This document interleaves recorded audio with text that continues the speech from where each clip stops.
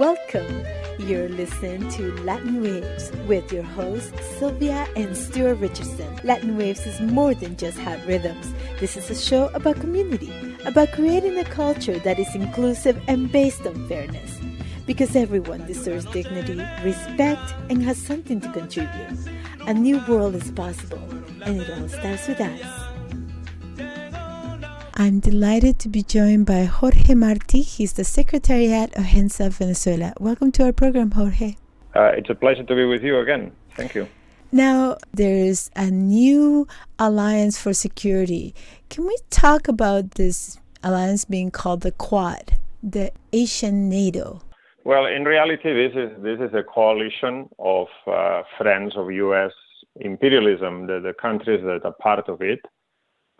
Japan, Australia, India, and the United States. So basically, what this is about is about two different things. One is advancing the interest, defending the interests of U.S. imperialism in the region of Asia, particularly East Asia, but also, and they have said this openly, about facing up to Chinese power in the region. So this is basically what this is about. This group was active about 10 years ago. Then it kind of disbanded. But now this year, earlier this year, there was another summit, and they revived this under the aegis of President Biden. And the aim is quite clearly to face up to China. So this is basically part of the general strategy started by Trump, or even before that, but that Biden has continued in this foreign policy, which represents a pivot to Asia on the part of the United States. This is now the main area of worry internationally, and they want to strengthen their alliances in this region. Now, the latest meeting was in September 24th when, the four countries, the United States, India, Japan, and Australia, got together. Can we talk about what does India get out of all this? This is not a new thing. India has been an ally of the United States now for some time. This was not always the case. During the Cold War, India tended to ally itself more with Russia, but also at that time, if we remember, China was more allied with the interests of the United States by virtue of being in opposition to the Soviet Union. But now these alliances have changed, and another country, which is very important in all of this, which is Pakistan, which always used to be under the direct control or domination of the United States, is now pivoting more towards China. And we know that China and India have a border conflict, which has led to armed clashes in recent times. So as long as Pakistan is on the other side, India will be on the side of the United States. The rivalry between India and Pakistan is very strong, and these countries will always find themselves in opposite sides of the geopolitical playing field. So I think that this is also related partly to what's happened in Afghanistan. As we know, finally, after 20 years of military occupation, the United States was forced to leave, and this withdrawal from Afghanistan was a major military defeat and a diplomatic failure from an international point of view.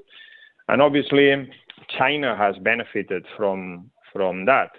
China is in direct talks with the Taliban government, recognize them. They have had some meetings, and they are interested in mineral resources in Afghanistan, but mainly about trade routes through Afghanistan, through Pakistan. There is a long-standing series of projects between China and Pakistan. So this obviously leaves India a bit fearful and surrounded by countries that are in the orbit of China. So they are interested in strengthening their alliance with the United States. And you might think that this is a bit contradicted. There's a contradiction there because Modi, the current ruler of India, is a politician in the ilk of Trump or Bolsonaro. And you wouldn't necessarily think that Biden, who's supposed to be a liberal, will be very keen to ally himself with Modi, but that doesn't really matter. Even though this Quad countries summit talks about democracy and the rule of law and so on, it's basically composed of a whole series of countries which have oppressive regimes, like including Modi, who is a far-right demagogue, implementing really reactionary policies. So in reality, that's just words. The reality is that this is an alliance to contain China and the power of Chinese imperialism in the region. But the reality is the United States has 700 to 800 military bases spread worldwide, whereas Russia has about 10, and China has one base in Djibouti. Right? Yeah, in Africa.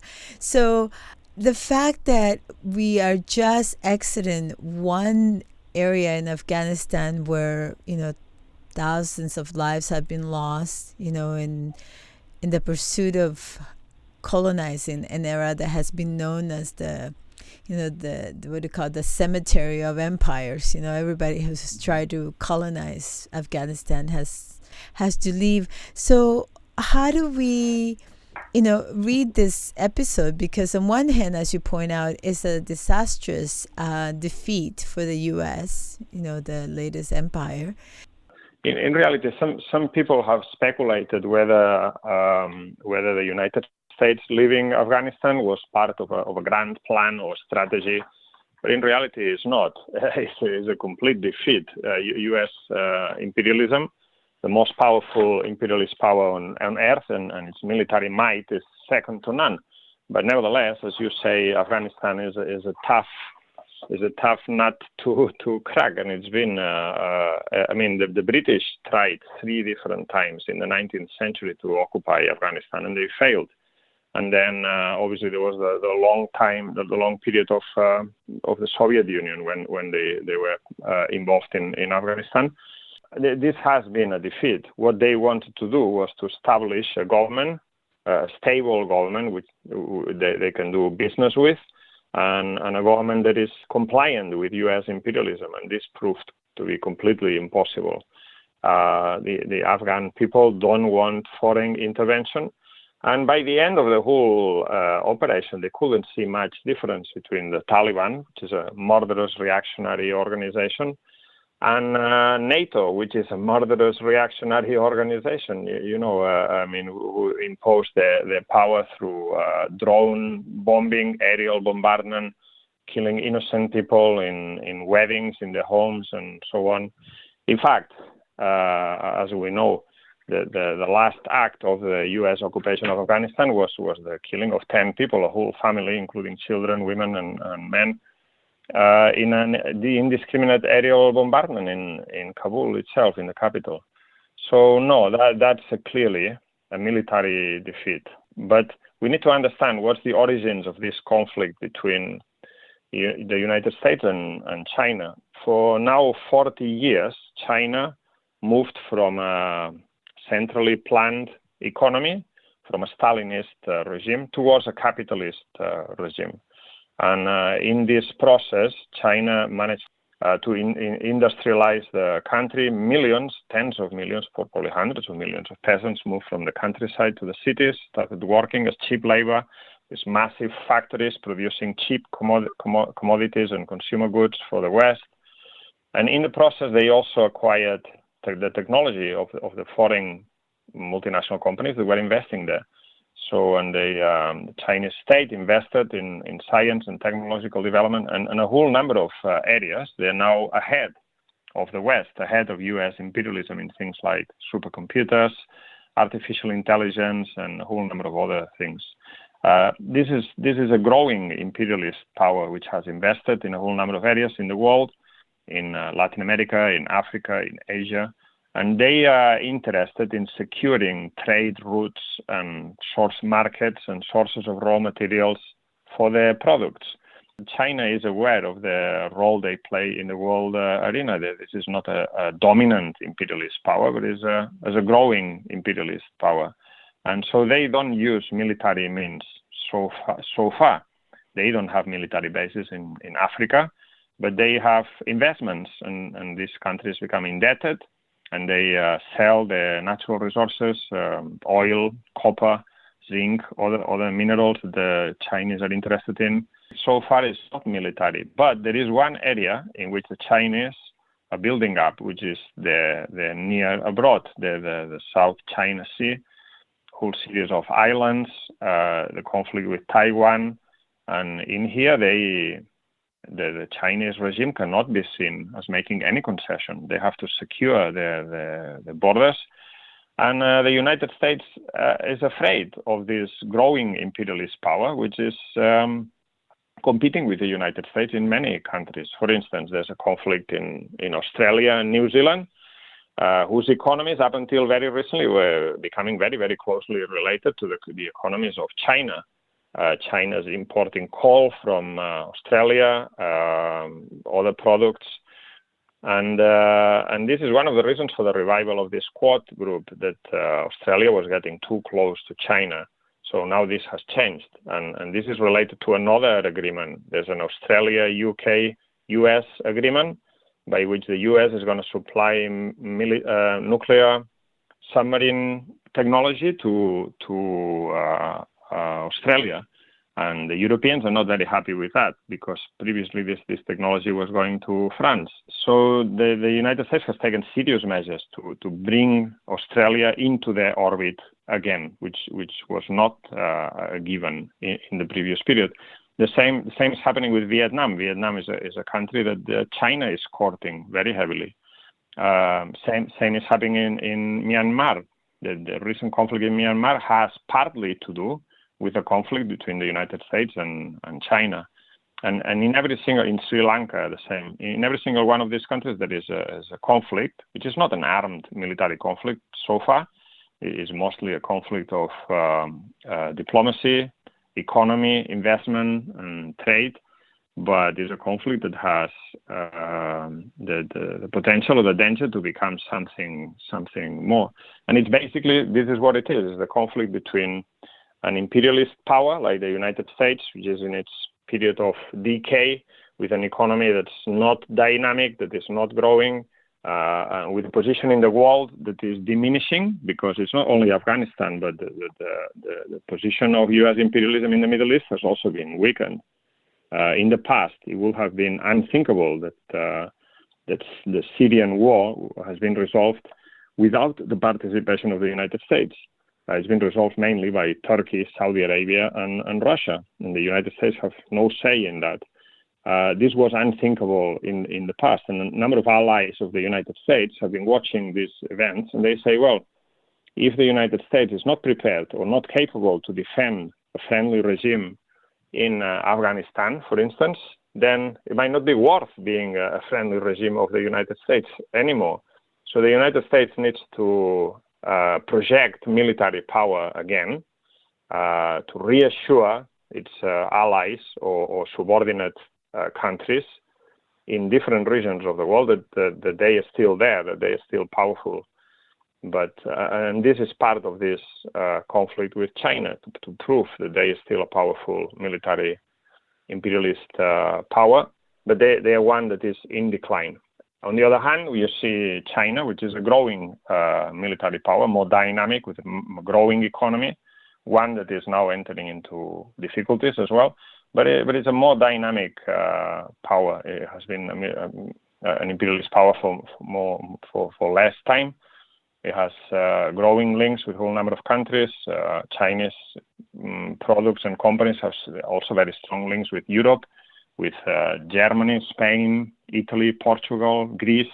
They have invested in harbors, in railway lines, and so on. So at one point, they were even investing in nuclear power plants in the UK.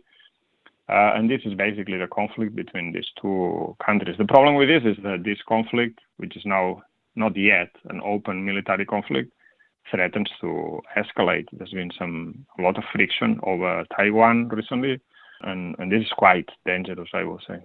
You point quite rightly that not only this is about empire, but for us, I mean, we know the threats of nuclear war, and in 1973, the Nuclear Non-Proliferation Treaty was created. And it really resulted in two classes of countries, right? Ones who will be allowed to have technologies that could produce a bomb, grade uranium or plutonium, and those who would be denied that technology. So now with this new submarine, nuclear submarines being provided to Australia, what's going to be the argument against Iran developing its own nuclear power? Yeah, precisely. The argument is only this: those who are friends of the United States can have nuclear capabilities, nuclear capabilities. Those who are not allowed to.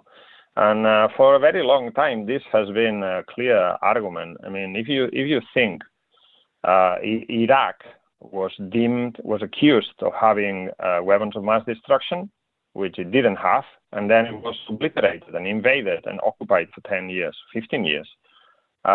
Meanwhile, North Korea, which does have nuclear weapons, has not been invaded and has not been obliterated. So the message is clear. If you have nuclear weapons, this is a deterrent for imperialism to intervene. And this is also the reason why imperialism doesn't want anyone else to get nuclear weapons, because then they are not subject to U.S. intimidation or bullying. This is all what it amounts to.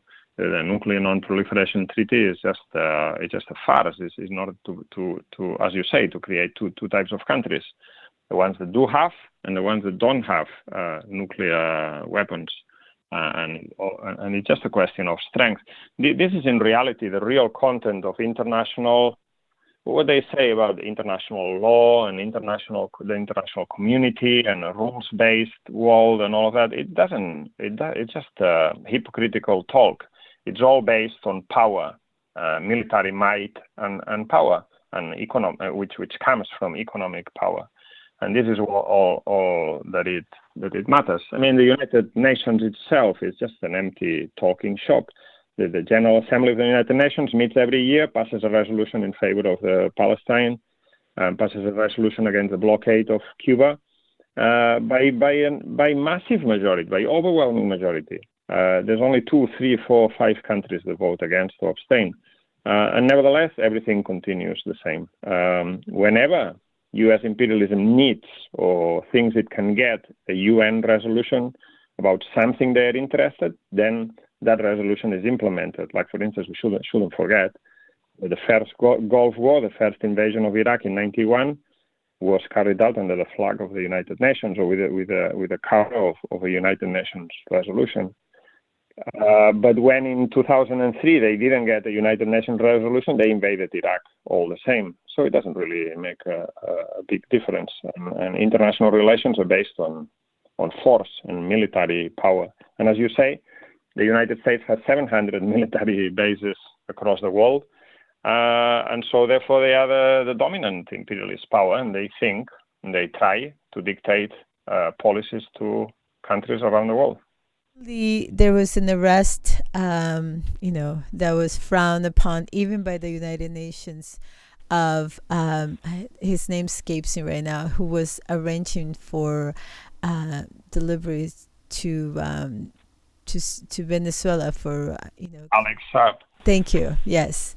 So when the government can't even, when we look at sanctions and we think of sanctions in terms of preventing, dictatorships or governments to turn against their people, that seems to be the old book playbook, right? That you turn the people against its own government, and so the governments will then do as the empire requires of them. What has been the lesson we have learned so far in witnessing the resistance that not only have the Venezuelan people put against empire, but the ways they are constantly reinventing and reimagining themselves in the face of empire aggression? Yeah. The situation with Alex Saab is completely scandalous. Let me just say, I'm not a friend of Alex Saab. He is a businessman, and he has made a lot of money out of these food importation schemes, which are extremely corrupt in Venezuela. But nevertheless, that's not the reason why he's been extradited to the United States. The reason he's been extradited to the United States is because he broke this policy of the United States of sanctioning and blockading Venezuela by different means, backstreet routes, making deals and moving money outside of the control of the United States, so that this food supplies could arrive in Venezuela. This is the reason. And so this is a complete scandal. And in fact, the legal basis for his extradition to the United States is completely flawed. They went so far as to threaten the government of the country he was in when he was arrested. They changed the government, everything, in order to get him. And this is just a punishment for his actions in circumventing the U.S. embargo of Venezuela. This is completely scandalous. And incidentally, you were saying at the beginning, I mean, this is Biden, the new administration in the United States. This new administration in the United States has followed to the letter the policies of the Trump administration. For instance, in relation to Cuba, Trump introduced 2,043 new measures to strengthen the blockade and embargo against Cuba, and Biden has not reversed a single one of them. The policy of Trump was regime change in Venezuela, and the policy of Biden is regime change in Venezuela. The policy of Trump was against China, conflict with China, and the policy of Biden is conflict with China. So there isn't any change. The foreign policy of imperialism is bipartisan. It can be implemented by Republican governments, can be implemented by Democratic administrations. But it's basically the policy of defending the interests of U.S. imperialism across the world. For instance, the policy of sanctions against Venezuela, an executive order by Obama, signed by Obama. Obama introduced this policy of sanctions against Venezuela. It was then followed and incremented by Trump, and then it's been followed by Biden. There's no difference. And what is clear to me is that however much they try, they can't never completely subjugate people. This is the example of Venezuela. This is the example of Cuba. Cuba has resisted this situation for over 60 years. And yes, some people say, okay, but Cuba had the support of the Soviet Union for the whole period of time. True. But then when the Soviet Union collapsed in 1991, and this is 30 years ago. So out of these 60 years of U.S. blockade of embargo of Cuba, half of it has been with no help, with no real foreign help at all. This is a small island in the Caribbean with, 10, 12 million people against the most powerful imperialist country on earth, and they haven't been able to crush Cuba yet. So this is testing resistance of the peoples against imperialist meddling, bullying, and interference. So as we learn to relearn our history through the eyes of empire, as we unlearn the stories we've been told of, friendly empires, what are key moments that we must remember, or things that we must be attuned to as citizens who are at the same time dismantling this practice of empire to create a world that serves all human life? There's a number of different things. First of all, as I commented before, U.S. imperialism is very strong, but it's also an imperialist power which is in a period of decay and weakness. The U.S. imperialism was defeated in Vietnam in the 1960s. It was defeated in Afghanistan now. It no longer has the power that it had before. And the reason for this is twofold. One, from an economic point of view, capitalism is in crisis, and therefore it is also in crisis in the United States. And this limits the ability of U.S. imperialism to impose its will around the world, because imperialism comes from economic power. It's expressed through military power, but it comes from economic power. Economic power is what allows them to build warships and fighter planes and missile defense systems and invest in the military industrial complex and so on. Second, the world is now a different place for the whole period of time after the collapse of the Soviet Union, it seemed like there was a unipolar world, as they said, where U.S. imperialism was uncontested. And there was a period of certain stability, not necessarily of improving conditions, but of certain stability. Now, this has come to an end. We live in a period of revolution. For the last 10 years, we've seen the Arab Spring, the overthrow of dictators that were aligned with the United States in Tunisia, in Egypt, in a whole series of other countries. We've seen massive uprisings recently in Chile 2 years ago, in Ecuador 2 years ago.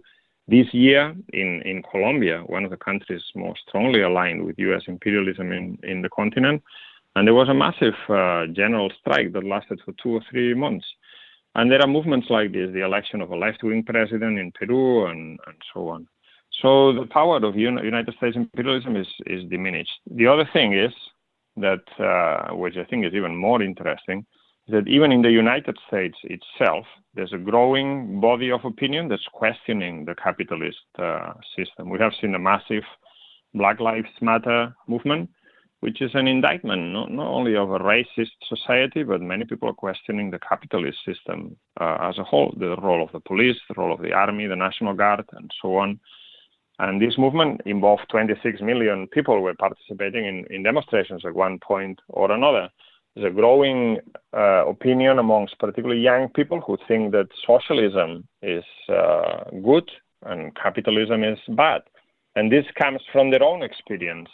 In the past, in the United States, say in the post-war upswing, capitalism represented or could sell the image of stability, growing economy, jobs for all, and so on. Now it's no longer the case.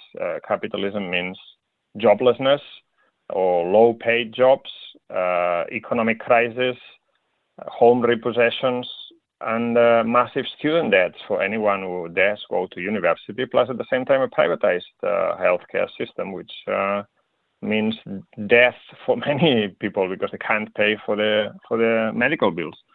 So this is what capitalism represents. It's no surprise that more and more people are now against the capitalism in the United States. And this, at the same time, this also weakens U.S. imperialism. So I think that in general, we can be very optimistic. This is a time of great danger, not only from the point of view of military confrontation, but also from the point of view that capitalism is destroying the planet.